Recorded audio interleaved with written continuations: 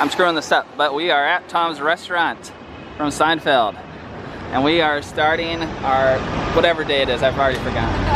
But we already went to Jessica's graduation, so we'll insert the clips from that at the start here, and then we'll just continue on with the day. We got 2 Jessica spottings already. One for the Master of Arts degrees, and then in the Graduate School of Jewish Education too, Master of Arts. And then she won the Carol Engel Prize. Here are you? All right. Don't know who Carol Engel is. Possibly a descendant of Laura Ingalls Wilder? Oh, maybe. Probably not. And she won 2 other prizes. Memorial Prize in Jewish Literature and another memorial prize that I don't know what that's for, but it's memorial, so it will be remembered. Jessica's also given a speech, and she's apparently the closer. Ooh. She's got some pressure on her. I know.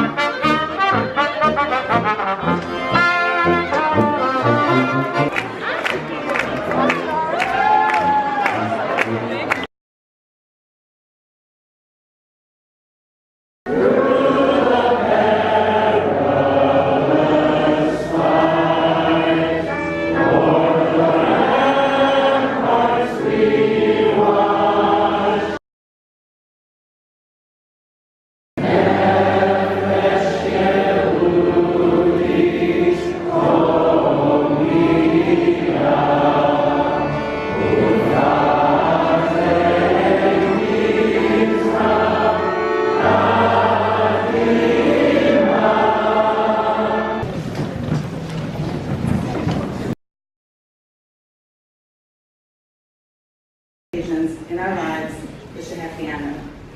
Baruch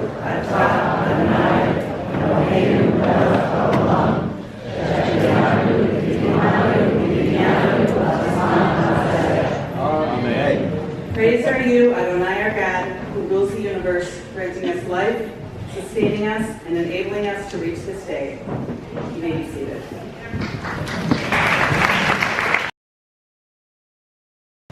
Jessica Hathaway Jabonic.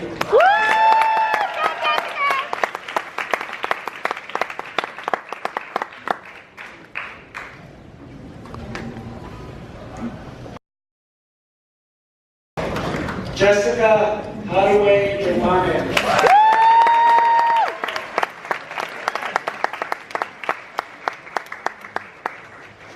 Daphna Niger.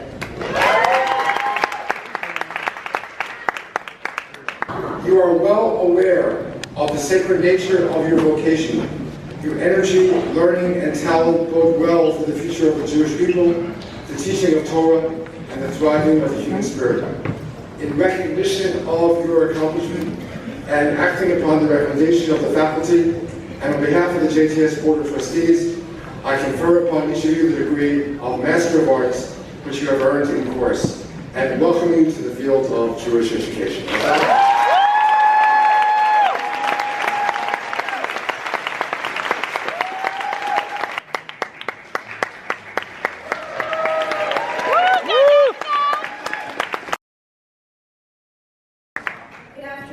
Chancellor Eisen, Board Chair Levine, Provost Cooper, members of the faculty and board, distinguished honorees, fellow graduates, families, and friends. It is an honor to represent today's graduates and to be among them. It's amazing what can happen in just a few years. The things that we've learned, the ways that we've grown, and the communities that we've built.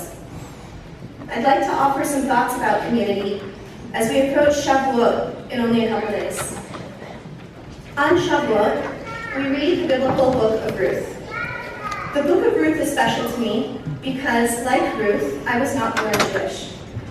My Jewish journey began not in the plains of Moab, but in Oregon, as equally foreign in many ways. And my journey wound its way through Jerusalem before I ended up in New York. In Jerusalem, I converted to Judaism under the auspices of the Israeli chief rabbi. At my first intake meeting, the Rav asked me a few questions about my background and my goals. And then, seemingly out of the blue, he said, "What did Ruth say to Naomi? I thought that I was familiar with the story of the book of Ruth, so I responded, wherever you go, I will go, and your God will be my God. The rabbi paused, and he said, no. Before she said, your God will be my God, she said, your people will be my people. While at GTS, I have encountered the divine. But perhaps more than your God will be my God, my experiences at GTS represent for me, your people will be my people. I'm certain that each of us could tell stories about the communities that we have built at JTS. All we have to do is look around us. And as we now graduate and step into the next stage of our careers as educators, scholars, rabbis, and cantors, I bless us each that, like Ruth as she followed Naomi to Bethlehem, we will continue to find a community of our people wherever we go, and through them, a spark of the divine. On behalf of the graduates, I thank you for this opportunity and experience.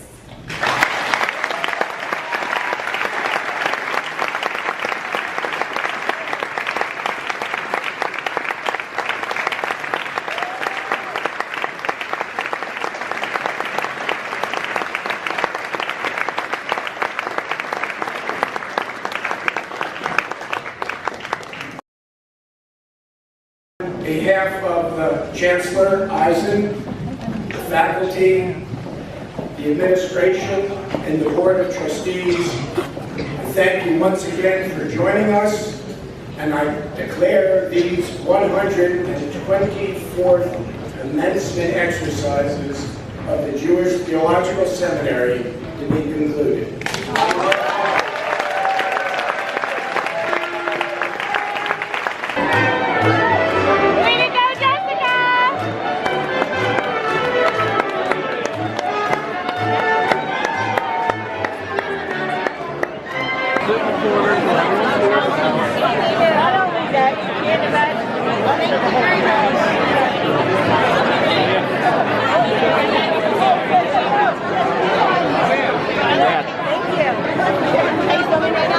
Yeah. I got some good stuff. Okay. Yeah.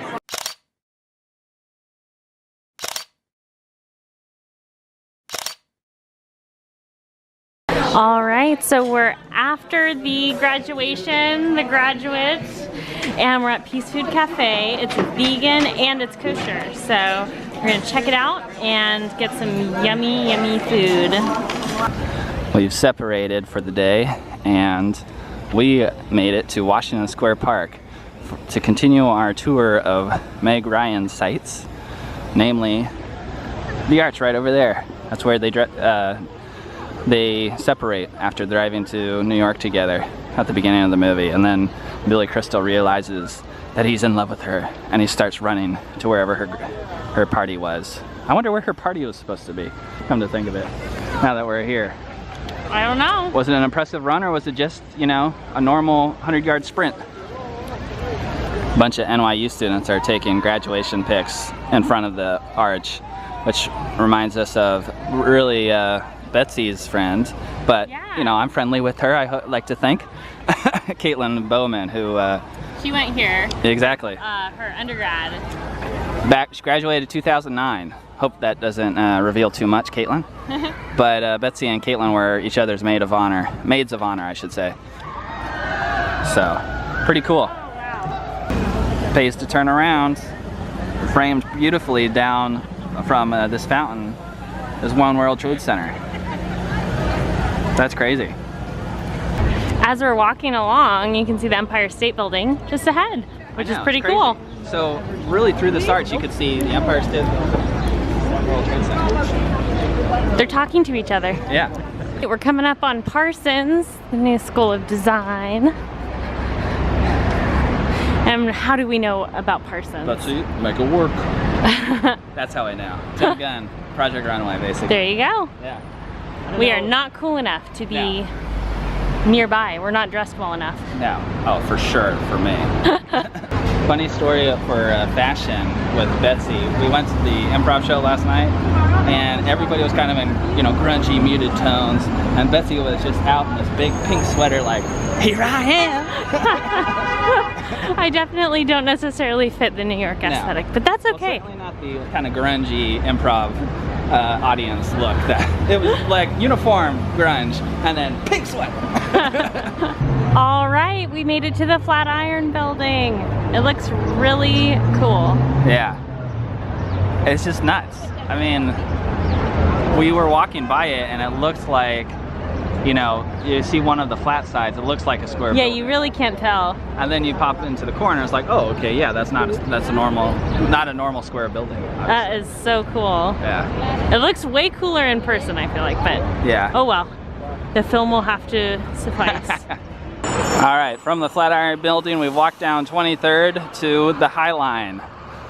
The High Line you've probably seen in other vlogs, but it's an old railway that's turned into a park. Well, this is a great access point on 23rd. You know, don't know if there are there's probably lots of good ones, but if you want to do it, the 23rd access might be a good way to start. We're gonna walk downtown on the High Line to, I think, Chelsea Market, and maybe get something to eat there before our show this night. You can see the old tracks still. But this is pretty cool. I mean, you're just walking among the buildings. I love this. In case you need a reminder where we are, we got the Empire State Building right there. Pretty cool. This is a great walk. I know, it's really beautiful. Yeah. This is something you see in vlogs all the time, like old industrial things overgrown with nature. And of course this is exactly what the High Line is, but you know, here's a patch that really illustrates it.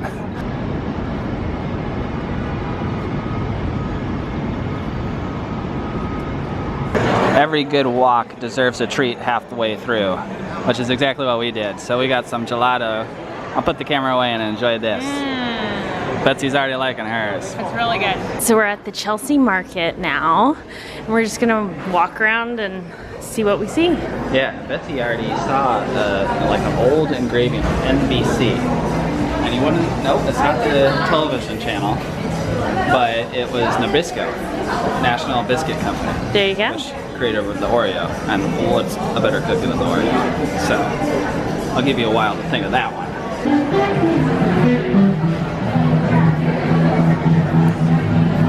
Okay, we just got done eating. I went to this Falaga pizzeria, really, really good. It was like, had square slices, very bready pizza. You know, I got a margarita and a diavola, which was basically just pepperoni. And then Betsy went to this Dizen Goff place, and it was like a pita with hummus and eggplant and some other, and like maybe some pickled onions. And she could just stuff it into the pita, and it was really good. And apparently this is by a well-known chef, which I don't know. So anyways, good stuff, lots of good options in the Chelsea Market here. We've really enjoyed it. All right, here's our third part of the day. For our evening, we are gonna go to Frozen at the, I'm behind the sign here, but it's the St. James Theater. You can kind of see the marquee up there. But we didn't think we'd be able to do this, so Betsy's super excited. I'm excited, of course. So we were able to get tickets through Today Tix, which is an app, free download, you know, really simple to use. You know, you just go in and select the show that you want, and then select how many tickets, and then, you know, there will be tiered, obviously, from, you know, mezzanine to balcony tickets to see what's available. And you just get what's the best available as they come up. And we will meet it's concierge, so you meet a Today Tix concierge 30 minutes before the show. And you just say, tickets for your name, and then they give you the tickets and you go in. That's all what it's supposed to be. Let's see if it all works out for us, but I'm sure it will. But yeah, it starts 30 minutes before the show, you'll see them, and they'll stay 15 minutes into the show. And if you're late, let them know and they can accommodate you, I think. But also, we got a code from the Broadway Backstory podcast, which is a great podcast. I won't give away the code because I don't think that's really fair. But yeah, just listen to an episode of that and you'll get a code that we got $15 off our first purchase. So, and I think there are other podcasts that Today Tix sponsors that you could probably get a code from. This woman in the red is an example of a Today Tix concierge. So she's giving the tickets away to the people who are in line for the Phantom of the Opera. Have you signed, please, Sandy? Sure. Thank you. Thank you. Thank you so much. Thank you. We're in. This is a beautiful entryway. And yeah, Betsy is already wanting to look at the goodies. Yep. You know I had to get it. I mean, it was only $60 for this. I think that's a great price, honestly. It's the same as if you got something in the park. Oh, yeah, exactly. And, I mean, this is like the best character, Frozen, clearly.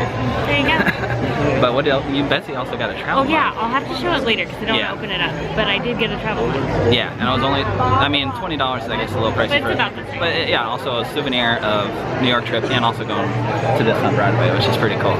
And we have incredible seats. Look, we're in the mezzanine, but pretty much center stage. So this has worked out. Yeah. Alright, it's the next day. Obviously, we're not very good at ending these videos on the actual night of the day, but we had a great time at Frozen. You know, frankly, if you're in New York, it's worth it. Like, if you're a Disney fan, it's enough of a difference from the animated movie that it's really its own thing. And the new songs were great. I mean, my favorites were Hygge. Oh my god, look up YouTube video if there is any. That was hilarious.